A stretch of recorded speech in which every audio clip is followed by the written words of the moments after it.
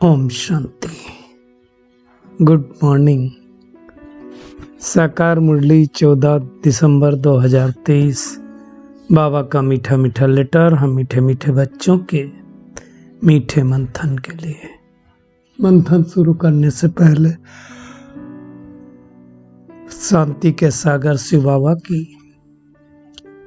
शांति भरी किरणों के नीचे बैठ जाते हैं और अनुभव करते हैं कि मैं शांत स्वरूपात्मा हूं, शांति के सागर की संतान हूं। आज की साकार मुरली तो कई सारी नई बातें बाबा ने बताई हैं, उसमें खास कुछ शब्द हैं जिसके इर्द गिर्द मुरली घूम रही है। तो पहला शब्द है सौभाग्य, दूसरा शब्द है नष्टो मोहा। नष्टो मोहा भी बहुत आवश्यक है। और तीसरा शब्द है इच्छा मुक्त, जिसको बाबा कई बार कहता है इच्छा मात्रम विद्या भव। अब इन तीनों शब्दों की हम गहराई में जाएंगे। पहली बात, सौभाग्य। तो सौभाग्य किसको कहा जाता है? दुनिया में किसी का कुछ अच्छा होता है तो कहते हैं बड़े भाग्यशाली हैं, है ना। मैं बहुत भाग्यशाली हूँ, born with golden spoon in mouth, ऐसा भी बहुत सारे लोग बोलते हैं। तो गोल्डन स्पून इन माउथ मतलब वो ज्यादा भाग्य है, सौभाग्य कहेंगे उसको।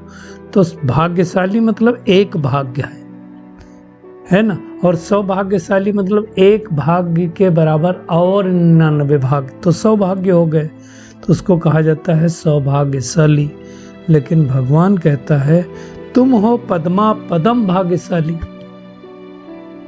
तो सौभाग्यशाली, भाग्यशाली, सौभाग्यशाली, पद्मा पदम भाग्यशाली, और फिर कोई तो होता है दुर्भाग्यशाली। तो दुर्भाग्यशाली हमको कौन बनाता है? माया, रावण। कब से बनाता है? जब कलयुग रूपी, कलयुग ना युग कहें, जब ब्रह्मा की रात चालू होती है, अर्थात द्वापर युग में जब हम आते हैं तब से हम दुर्भाग्यशाली बनते जाते हैं, और कलयुग के अंत में महान दुर्भाग्यशाली। तो अगर देखा जाए तो ऐसी 5 कैटेगरियां हो गई। बाबा ने कहा अगर तुम्हें सौभाग्य बनाना है तो क्या करो? ईश्वरीय सेवा में लग जाओ। सेवा बहुत बड़ी चीज है, सेवा छोटा टॉपिक तो है नहीं, लेकिन परमात्मा की श्रीमत पर ईश्वरीय सेवा में लग जाओ। और बाबा ने विशेष तौर पर कहा इसमें माताओं कन्याओं को तो बाप पर कुर्बान जाने की उछल आनी चाहिए। हमें क्या होना चाहिए? सेवा की उछल आनी चाहिए, उमंग उत्साह आनी चाहिए। लेकिन कई लोगों को तो उछल आती नहीं। कई लोग बड़े ढीले ढाले होते हैं और कई लोग जो है बड़े तेज होते हैं। देखो, बात करने में भी तेज, उमंग उत्साह में तेज। कई लोग खाने पीने में भी तेज होते हैं। कई लोग बस ठीक है, अब किसी को आप बोलो अरे चलो कल पिकनिक चलना है, तो कोई तो उछल जाएगा, कोई बोले ठीक है चलते हैं। मतलब एनर्जी है ना ये, समझने। किसी को बोलो अरे भाई आपको खुशखबरी सुनाए, तो 3 फीट उछल जाएगा। हाँ हाँ जल्दी बोलो क्या है क्या। कोई क्या बोलेगा? हाँ भाई सुनाओ क्या है। अब ये क्या हो गया? कोई उमंग उत्साह नहीं, कोई उछल नहीं है। तो उछल होनी चाहिए। हाँ, एक बहन पानीपत में थी, तो है अभी भी है, तो वो अपने हस्बैंड के लिए बोलती थी इनको कुछ भी बोलो बस वैसे ही, अच्छी बात हो तो वैसे, बुरी बात हो तो वैसे। ये अच्छी बात है कि स्तुति, निंदा, मान, अपमान में एक जैसा होना चाहिए, परंतु उमंग उत्साह की बात तो भी उमंग उत्साह नहीं। तो बाबा ने कहा कि शिव शक्तियों का उछल आनी चाहिए, बाप का नाम बाला कर सकती हैं। बाबा ने देखो कन्याओं की, माताओं की बड़ी महिमा की है। कन्या है तो ज्यादा महिमा, माता बनी तो कम महिमा, क्योंकि बाबा कहते हैं फिर तुम उल्टी गिनती गिनना चालू होते हो, फिर तुमको उठना पड़ेगा। तो बाबा ने उसके लिए कहा तुम्हें मम्मा समान बनना है, और उसके लिए क्या करना पड़ेगा? लोक लाज छोड़नी पड़ेगी। कई बार क्या होता है, हम लोक लाज के मारे कुछ नहीं कर पाते। ये सबसे बड़ा रोग क्या कहेंगे लोग, आजकल कहने के मारे तो बात मत पूछो। आज आप देखो बच्चों के ऊपर भी बड़ा प्रेशर क्यों है। मेरा बच्चा डॉक्टर ही बनना चाहिए, इंजीनियर ही बनना चाहिए, नहीं बना तो मेरा क्या होगा, मैं डॉक्टर हूं तो मेरा बच्चा डॉक्टर ना बने, मेरी समाज में क्या इज्जत रह जाएगी। तो बहुत बड़ा रोग है, क्या कहेंगे लोग। और इस डर के मारे बहुत सारे आज क्राइम भी हो रहे हैं। सेल्फ ऑनर के चलते लोग क्या क्या कर रहे हैं। अभी बीच में एक केस बहुत हाईलाइट हुआ था कि कोई किसी की बेटी थी जो बड़े ओहदे पे थे, मतलब लीडर थे शायद, और उस बेटी ने कोई, वो जनरल कास्ट के थे, शेड्यूल कास्ट से शादी कर दिया। तो एक्सेप्टेड नहीं था, बहुत कुछ हुआ उसमें, खैर हम उसमें नहीं जाएंगे। कहने का भावार्थ क्या है कि ये सबसे बड़ा रोग है, क्या कहेंगे लोग। इसलिए बाबा ने कहा लोक लाज छोड़ो। मीरा ने लोक लाज छोड़ा तो आज दिन तक मीरा का भक्तिन में गायन है, पुरुष में नारद का गायन है और महिलाओं में संत मीराबाई का गायन है। तो लोक लाज रखनी चाहिए। बाबा ने कहा धर कन्या बनेंगे तो दाग लग ही जाएगा, इसमें तो कोई डाउट नहीं है। और बाबा ने आज एक शब्द यूज किया, रंग बिरंगी माया। माया तो बहुत रंग बिरंगी है, बात मत पूछो। आप ऐसे ऐसे चीजें दिखाएगी जो आपने कभी देखा नहीं होगा, जो कभी आपने सोचा नहीं होगा। आप चले जाओ दुबई वगैरह में, पेरिस चले जाओ, मैं गया हूं, क्या क्या चमचमाहट है। तो माया तो रंग बिरंगी है। आजकल लोग वो डेंटिंग पेंटिंग भी कर करके आ जाते हैं, आप पहचान नहीं पाओगे। आज तो कहते हैं लोग, कोई अगर सांवला, काला कहना अच्छा नहीं लगता है, अगर वो चला जाए पार्लर में और वापस आए तो गोरा हो जाएगा। तो ये रंग बिरंगी माया है। बाबा ने कहा तुम ईश्वरीय सेवा करो तो हजारों आकर तुम्हारे चरणों में पड़ेंगे, ये हम सब ने देखा हुआ है। दादियों को ले लो, भले पढ़ी लिखी नहीं थी लेकिन हजारों तो चरणों में पड़ते ही थे। कहेंगे, इसे कहेंगे। शिवानी बहन को देख लो, अब कुमारी नहीं है, वो अधर कुमारी है, फिर भी। इसलिए बाबा ने कहा माताओं और कुमारियों को मम्मा समान बने तो हजारों आकर तुम्हारे चरणों में पड़ेंगे। ये सत्य बात है। बाबा ने कहा शिव शक्तियों को तो उछाल मारनी चाहिए, भगवान पर कुर्बान जाने की उछाल होनी चाहिए। इसलिए आप देखो अब इस समय तो बहुत सारी बहनें ज्ञान में आगे बढ़ रही, समर्पित हो रही हैं। हम तो कहते हैं जो बहनें हैं जिनको चांस है उनको हो जाना चाहिए। अभी देखो राजस्थान में 400, जयपुर में कुछ प्रोग्राम हुआ था ना, 400 बहनें समर्पित हुई थी। तो भाई वैसी उछल आनी चाहिए। बाबा ने कहा माता ही तो सबकी भाग्य विधाता है। तो मम्मा का बहुत नाम है, जगदम्बा का जो वैसे तो देखो जगत अम्बा का मंदिर है, माउंट आबू जाते हैं तो रास्ते में पड़ता है। जगत अम्बा के वहां बहुत मेला लगता है। और उधर देखो लक्ष्मी के यहाँ देखो आप, तो लक्ष्मी धन की देवी है, लेकिन लक्ष्मी दान नहीं कर सकती। क्यों? क्योंकि सतयुग में तो धन की किसी को आवश्यकता ही नहीं, तो दान कैसे करेगी।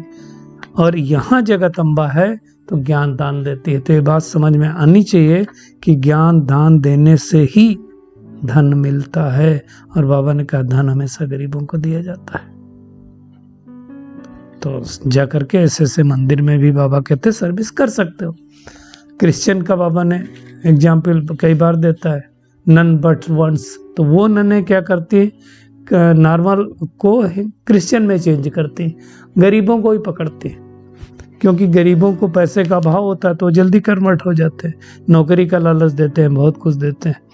तो बाबा कहता है भगवान भी गरीब निवाज है, तो तुम समझो, क्योंकि दान तो गरीबों को ही दिया जाता है ना। कैसे? वो माता भाग्य विधाता बनती। बाबा ने कहा मंदिर में जाओ तो तुम ये वाली माता का चित्र दिखाओगे तो लोगों को समझ में नहीं आएगा। मम्मा का चित्र मत दिखाओ, भले वो वाली जगदम्बा का चित्र दिखाओ और ये गीत बजाओ, माता ओ माता तू सबकी भाग्य विधाता। तो कैसे उन्होंने भाग्य बनाया, कैसे पुरुषोत्तम संगम युग में पुरुषार्थ करके आगे बढ़ी, ये समझाओ। और बाबा ने फिर से सर्वशास्त्रमयी शिरोमणि गीता को याद किया है। बाबा ने इतना तक कहा कि सभी शास्त्र, चाहे महाभारत हो, चाहे रामायण हो, चाहे शिवपुराण हो, वेद उपनिषद, सब इससे निकले। तो शास्त्र सारे इससे निकले, इसका मतलब गीता सबकी माई बाप हो गई। परंतु ऐसी सेवा कौन कर पाएगा? तो जो दूसरी बात कही, नष्टो मोह होना पड़ेगा। मोह नहीं होना चाहिए। घर में मोह, बच्चों में मोह, भाई में मोह, बहन में मोह, माता में मोह। तो मोह छोड़ के तो जाना पड़ेगा, कन्या को जाना पड़ेगा और घर वालों को छोड़ना पड़ेगा, तभी हो सकता है। तो जगत अम्बा और जगत पिता का गायन भी भारत में ही है और कहीं नहीं। परंतु बाबा ने कहा देखो, ब्रह्मा का नाम तो इतना है नहीं। ब्रह्मा वो माँ भी है, माता पिता है। एक को तो आदि पुरुष, आदि देव कहा जाता है। मम्मा का नाम बहुत है, परंतु ब्रह्मा का एक ही मंदिर है पुष्कर में। बाबा ने कहा वहाँ ब्राह्मण रहते हैं, और ब्राह्मण भी दो प्रकार के होते हैं, एक सार सिद्धि और दूसरे पुष्करणी। तो जो सार सिद्धि होते हैं सारस्वत लिखते हैं, और पुष्करणी जो पुष्कर में रहते हैं उनको कहा जाता है। उनको ये नशा रहता है कि हम ब्रह्मा मुख वंशावली हैं, मुख से हमारा जन्म कहाँ से हुआ? मुख से हुआ है। तो दुनिया में किसी को बहुत धन होता तो बाबा ने कहा, सोचते हैं हमारे ऊपर ईश्वर की कृपा हो गई। भगवान कहता मेरे अलावा कोई कृपा कर ही नहीं सकता। हाँ, सन्यासियों की महिमा है। बाबा ने कितनी बार कहा है, सन्यासी नहीं होते तो भारत जल मर जाता। तो बाबा समझाता है कि तुमको तो माया रावण ने दुखी किया है। अब दुनिया में कई लोग बोलते हैं इतनी दुख की दुनिया आनी थी तो भगवान ने दुख की दुनिया बनाई क्यों? फिर कई लोगों ने बताओ कि भगवान ने तो सुख की दुनिया बनाई थी, दुख अपने आप हुआ। तो वो कहते हैं भगवान ने फिर दुख की दुनिया बनानी नहीं थी। सतयुग त्रेता होता, द्वापर कलयुग होता ही नहीं। लेकिन ड्रामा में, किसी भी मूवी में दोनों पार्ट तो होते ही हैं। नहीं तो भगवान को क्या पड़ी थी दुख बनाने के लिए? भगवान कहता है सुख दुख हार जीत का खेल बना हुआ है, इसमें मैं भी कुछ नहीं कर सकता हूं। मैंने नहीं बनाया है इस खेल में, जैसे तुम्हारा पार्ट वैसे मेरा पार्ट है। तो खेल भारत पर ही है, राम और रावण का। भारत की रावण से हारे हार है और फिर रावण पे जीते जीत है। इसीलिए कहते हैं माया से हारे हार, माया से जीते जीत। मन के हारे हार नहीं, दुनिया वाले कहते हैं मन के हारे हार, मन के जीते जीत। बाबा कहते हैं माया से हारे हार। तो ऐसा जाकर के समझाना चाहिए अनेकों को कि तुम अपना भाग्य बना लो, सौभाग्य बना लो।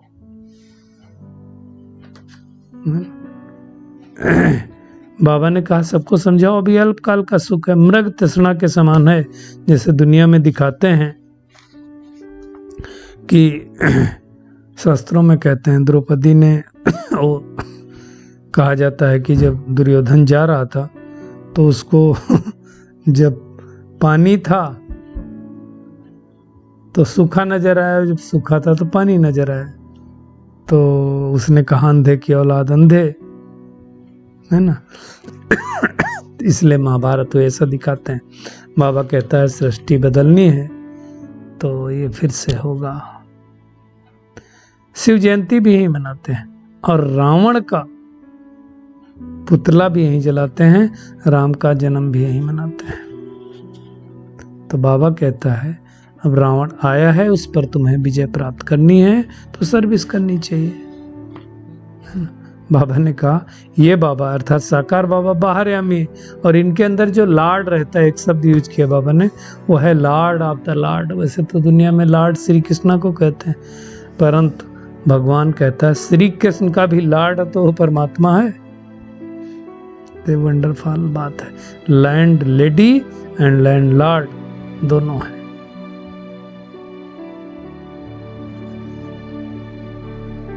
ब्रह्मा बाबा को कहा लैंड लेडी और लैंड लॉर्ड दोनों भी, जिसके तन में भगवान आता है ना। तो बाबा ने फिर रात्रि क्लास में भी वो बात कही जो क्रिश्चियन वाली बात कही थी। सिख में भी कहा जाता है मनुष्य से देवता किए करत न लागी वार। तो भगवान कहता है अगर निश्चय हुआ तो तुम बन जाओगे, परंतु पढ़ाई पर पूरा अटेंशन देना है। बहुत प्यार से बाबा को हम याद करेंगे तो विश्व का मालिक बनेंगे। साथ साथ दैवी गुण भी चाहिए, बगैर दैवी गुणों के कुछ नहीं होगा।